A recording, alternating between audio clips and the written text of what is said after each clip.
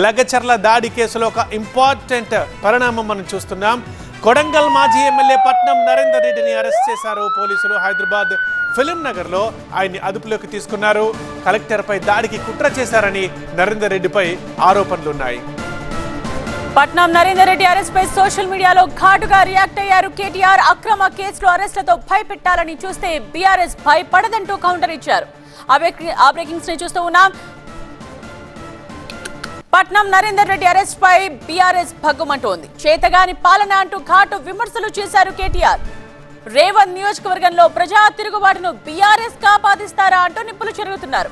ప్రజలు తిరగబడుతుంటే అప్రజాస్వామికంగా అణచివేస్తున్నారు అంటున్నారు.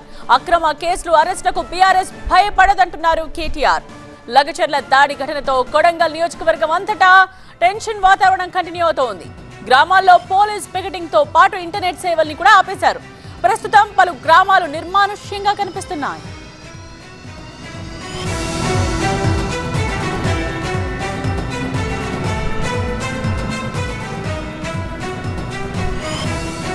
రాకేష్ లైవ్ లో సిద్ధంగా ఉన్నారు, ఆయనతో మాట్లాడదాం. రాకేష్, ప్రెసెంట్ బీఆర్ఎస్ రియాక్షన్ ఏంటి? కేటీఆర్ ఘాటుగానే రియాక్ట్ అయ్యారు. నెక్స్ట్ యాక్షన్ ప్లాన్ ఏం ఉండబోతోంది? కేటీఆర్, హరీష్ రావు ఇద్దరు కూడా రియాక్ట్ అయ్యారు. కొద్దిసేపటి క్రితమే సబితా ఇంద్రారెడ్డి మాజీ మంత్రి పట్నం నరేందర్ రెడ్డి ఇంటికి వెళ్లారు.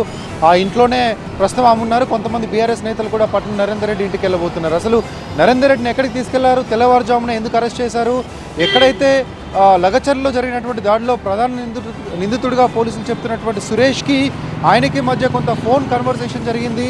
దాడికి ముందు దాడి తర్వాత కొన్ని ఫోన్ కాల్స్ వెళ్ళినట్లుగా పోలీసులు ఇస్తున్నటువంటి సమాచారం. అదే ఆరోపణలపై నరేందర్ రెడ్డిని అరెస్ట్ చేశారా, ఒకవేళ అరెస్ట్ చేస్తుంటే దానికి ముందు నోటీస్ ఇవ్వాల్సి ఉంటుంది, నోటీస్ ఇవ్వకుండా ఎందుకు అరెస్ట్ చేశారంటూ కేటీఆర్, హరీష్ రావు, బీఆర్ఎస్ నేతలంతా కూడా ట్విట్టర్లో ప్రశ్నిస్తూ ఉన్నారు. కొద్దిసేపట్లో కేటీఆర్ కూడా తెలంగాణ భవన్ చేరుకుంటారు.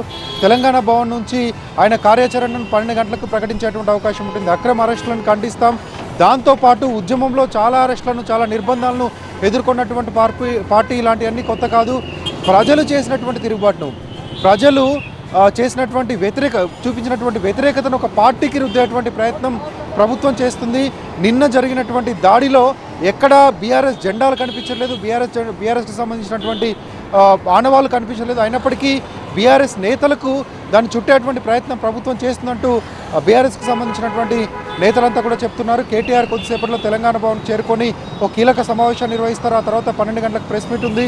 ప్రెస్ మీట్లో ఈ అరెస్ట్ పైన, అసలు ఫార్మా ల్యాండ్స్కి సంబంధించినటువంటి ఇష్యూ పైన స్పందిస్తారు. దానిపైన ప్రభుత్వానికి వ్యతిరేకంగా ఒక కార్యాచరణ కూడా చేపట్టేటువంటి అవకాశం ఉంటుంది. ఇక నరేందర్ రెడ్డి ఇంటి దగ్గరికి కొంతమంది బీఆర్ఎస్ నేతలు ఇప్పుడిప్పుడే చేరుకుంటున్నారు. అసలు ఎక్కడికి తీసుకెళ్లారు, లీగల్గా దీనిపైన ఎట్లా ఫైట్ చేయాలి, పోలీసులు ఎక్కడికి తీసుకెళ్లారనే విషయాన్ని ఎలా క్వశ్చన్ చేయాలనే దానిపైన కూడా చర్చిస్తున్నారు.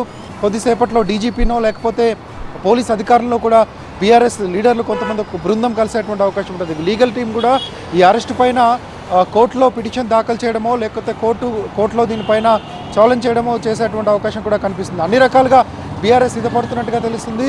జరిగినటువంటి దాడికి మాకు సంబంధం లేదు, జరిగిన దాడి ఒక ఊర్లో జరిగినటువంటి దాడిలో అన్ని పార్టీలకు సంబంధించినటువంటి ప్రజలు ఉంటారు. లగచర్లలో కేవలం బీఆర్ఎస్ పార్టీకి సంబంధించినటువంటి కార్యకర్తలు మాత్రమే ఉన్నారా, కాంగ్రెస్, బీజేపీ ఇలా రకరకాల పార్టీలకు సంబంధించినటువంటి కార్యకర్తలు అక్కడ ఉంటారంటూ నిన్నటి నుంచి కూడా బీఆర్ఎస్ నేతలు చెప్తున్నారు.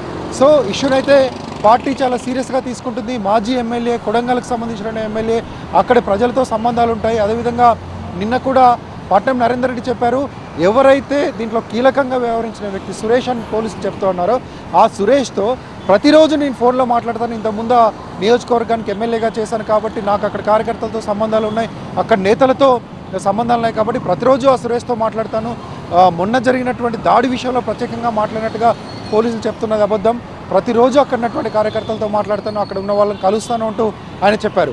సో పోలీస్ ఇన్వెస్టిగేషన్ అయితే కొనసాగుతుంది. ప్రస్తుతానికైతే నరేందర్ రెడ్డిని ఎక్కడికి తీసుకెళ్లారు, అరెస్ట్ ఎక్కడ చూపిస్తారు, తర్వాత ఇంకెవరినైనా అరెస్ట్ చేస్తారా? నిన్న కొంతమంది బీఆర్ఎస్ నేతలు అక్కడికి వెళ్ళడానికి ప్రయత్నించారు, కొడంగల్ వెళ్ళడానికి ప్రయత్నించారు, వాళ్ళని కూడా మధ్యలో ఆపేశారు. సో ఈరోజు అయితే పార్టీ ఒక కీలక నిర్ణయం తీసుకోబోతుంది, ఒక కార్యాచరణ, ఒక యాక్షన్ ప్లాన్ని ఈరోజు ప్రకటించబోతుంది. రైట్ రాకేష్, సో మనం చూడొచ్చు ఫిలిం నగర్లో పట్నం నరేందర్ రెడ్డిని అరెస్ట్ చేసి తీసుకువెళ్తున్న దృశ్యాలు చూడొచ్చు. సివిల్ డ్రెస్సెస్ లో ఉన్నారు పోలీసులు. సో ఫిలిం నగర్ లో ఆయన వెళుతున్న సందర్భంలో అతన్ని అరెస్ట్ చేసి తీసుకువెళ్తున్న దృశ్యాలు చూడొచ్చు.